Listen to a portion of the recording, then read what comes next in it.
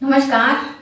आज हम एक ऐसे आसन का अभ्यास करके देखेंगे जिससे स्ट्रेचिंग बहुत अधिक होती है और यह हर व्यक्ति के लिए बहुत इंपॉर्टेंट है। इसे कहते हैं मंडूकासन। आज हम मंडूकासन को एक नए तरीके से करके देखेंगे। इससे पहले जान लेते हैं कि किस किस को यह आसन नहीं करना चाहिए और इस आसन को करने के क्या क्या लाभ हैं। जिनके घुटनों में बहुत अधिक दर्द हो या किसी भी तरह का ऑपरेशन हुआ हो घुटनों का या पेट का, उनको यह आसन नहीं करना चाहिए। जिन्हें साइटिका की पेन अधिक हो उन्हें भी इसका अभ्यास नहीं करना चाहिए। वैसे साइटिका के लिए यह आसन बहुत इंपॉर्टेंट है। इस आसन को अगर हम शुरू से ही कर रहे हैं तो साइटिका होने के चांसेस कम हो जाते हैं। इसके अलावा ये पेल्विक एरिया को स्ट्रोंग करता है। पुरुषों में प्रोस्टेट की समस्या हो या स्त्रियों में अनियमित पीरियड की या पीरियड से रिलेटेड और भी दूसरी समस्याओं को दूर करने में यह आसन बहुत मदद करता है। इस आसन को करने से घुटने प्रभाव में आते हैं, जिससे यहाँ के जॉइंट मजबूत बनते हैं, उनमें फ्लेक्सिबिलिटी बढ़ती है। एक बार हम इसे करके देख लेते हैं, बाद में मॉडिफिकेशन के साथ कैसे करना है ये मैं आपको बताऊंगी। सबसे पहले ऐसे वज्रासन में बैठें।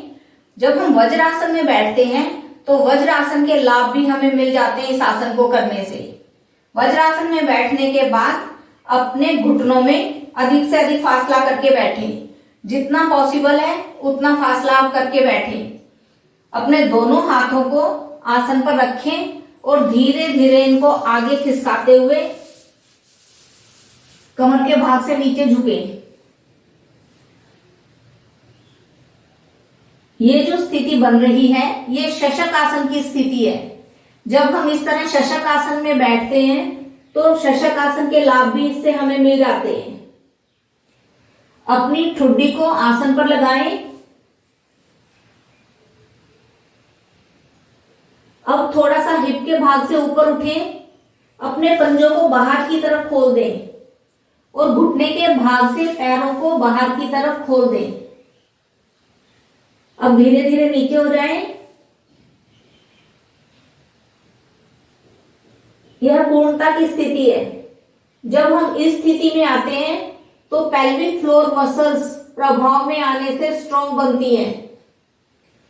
इस तरह जब हम इस आसन में आते हैं तो हमारे कमर के निचले भाग से हिप से होते हुए नीचे तक पूरे पैर प्रभाव में आते हैं।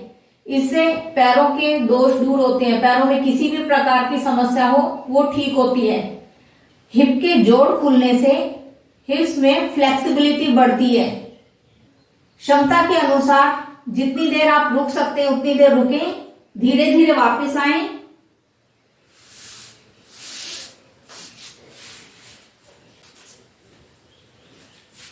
वज्रासन में बैठकर विश्राम करें। अब मैं मंडूकासन मॉडिफिकेशन के साथ बताऊंगी।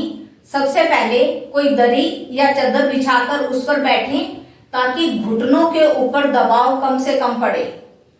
उसके ऊपर वज्रासन में बैठें। अगर आप वज्रासन में नहीं बैठ सकते हैं तो सीधा ही आप पैरों को खोलते हुए घुटनों के बल आएं।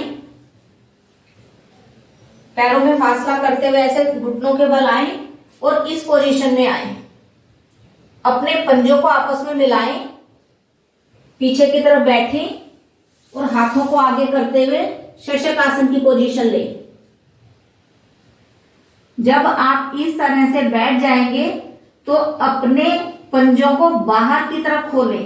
हिप के भाग से थोड़ा ऊपर उठें और पंजों को बाहर की तरफ खोलें। शुरू में आप सिर्फ पंजों को बाहर की तरफ खोलने का अभ्यास करें और फिर इन पर बैठें।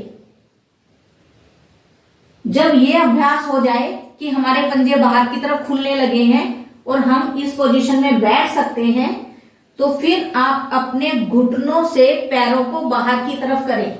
इस तरह सबसे पहले पंजों को बाहर की तरफ खोलने का अभ्यास करें, फिर घुटनों से पैरों को बाहर की तरफ खोलने का अभ्यास करें और फिर पूरी पोजीशन में बैठने की प्रैक्टिस करें।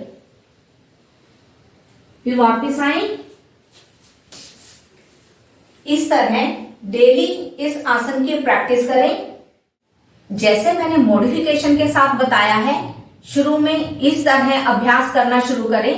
धीरे धीरे प्रैक्टिस होने पर पूर्णता की स्थिति में आना शुरू हो जाएंगे और इसका जब आप नियमित अभ्यास करेंगे तो इससे हमें बहुत अधिक फायदे मिलने वाले हैं।